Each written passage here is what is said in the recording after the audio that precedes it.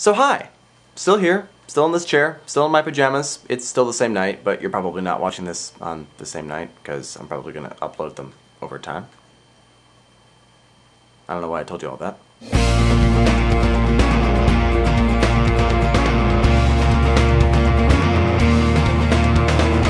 So today we review Bruce Coville's Eyes of the Tarot, the third book in his Chamber of Horrors series. But before I get to the review itself, I'm going to tell the uninitiated about the tarot.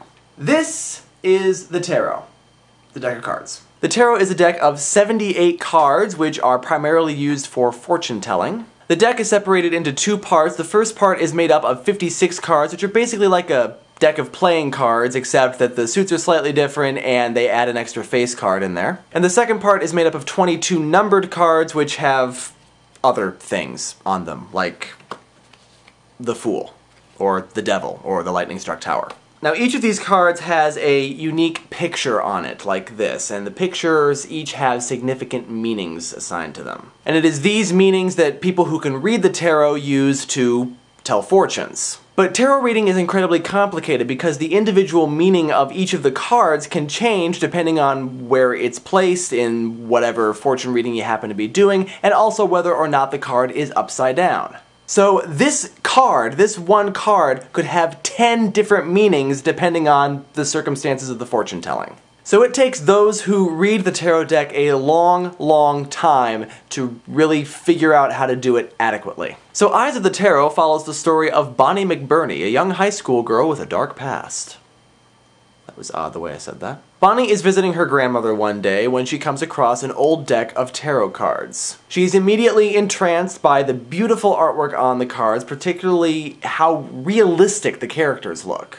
And against her grandmother's wishes, she takes the cards home with her and begins to learn how to read them. And Bonnie finds that she is able to pick up on the meanings of these cards remarkably fast. And when I say remarkably fast, I mean within a day. She knows each and every probable meaning for each and every card. She can give readings flawlessly.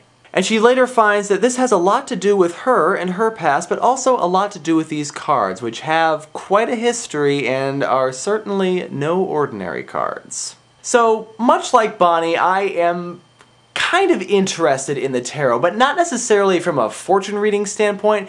I'm more interested in the characters in the tarot deck. Like I said, each of these cards has a unique picture, and each of these pictures tells a story. And Bruce Coville utilizes these characters and these stories in his writing. And one nice thing about this book is that you don't have to have a full understanding of the tarot in order to get this story. In fact, you really don't have to have any understanding of the tarot because it's kind of explained to you the way that I explained it to you.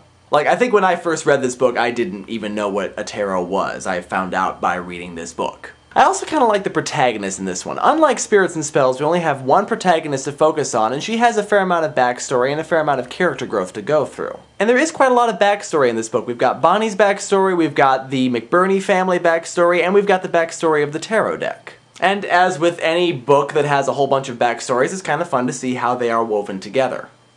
This means woven together. Now, like Spirits and Spells, it's by no means a perfect novel. There is a romance in this novel. Bonnie has a boyfriend, and the romance gets pretty cheesy at times, but then it is a high school romance. And to be honest, on this reread, I found the boyfriend kind of annoying. But despite its faults, I still liked rereading this book. Just like with Spirits and Spells, I still found myself really getting into the story. And also, just like with Spirits and Spells, I wouldn't necessarily call it good, but it is entertaining, and it was at least entertaining enough for me to keep it on the favorites list. If you haven't come across Bruce Coville's Chamber of Horrors books, all 4 of them, then see if you can find them and give them a read. They're actually pretty good for all that they're young adult horror stories. They're nice to read when you need something relatively relaxing that's not going to make you think too hard. They're just nice, relaxing, entertaining reads. And they won't rot your mind like some books by Stephanie Meyer will. So that concludes this review, and the next book on the favorites list is How to Eat Fried Worms by...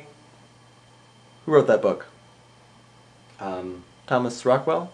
Is that... Yes. Thomas Rockwell. That sounds right. Thomas Rockwell. I obviously don't have a copy of the book handy at the moment, but eventually I will. See you next time. The tarot is a deck of 56 plus 22, yes. I like how you looked at me when you asked that as if I would know. I was just looking in that direction. I know you don't know.